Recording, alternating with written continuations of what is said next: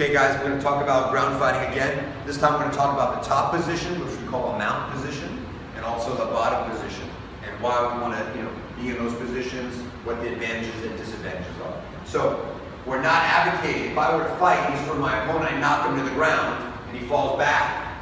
I'm not going to get on top of him in a mount position to finish the fight. Because on the street, he could have a friend who's going to come by and soccer kick my head and lights out. So what I want to do is make sure that if I knock him to the ground, if I feel like the fight is over and I can get away safely, I'm going to do that. If I feel like there's still a threat, maybe I see a weapon or a gun on his belt, I'm going to step around the head and I'm going to choose to attack vulnerable targets depending on the level of threat that's presented to me.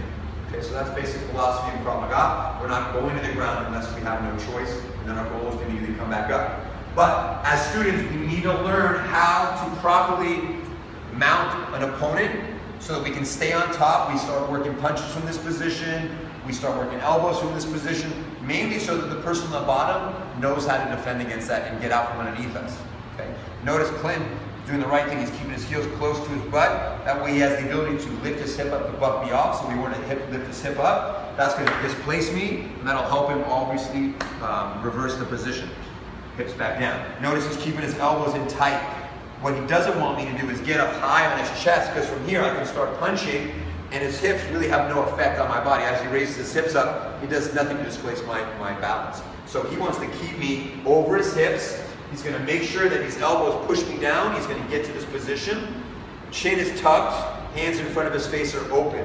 Obviously if I punch him, he does want his head to go back a little bit. If his head's already on the ground and I punch him, he has nowhere to go to dissipate that shock and energy. It's going to be easier for me to knock him out.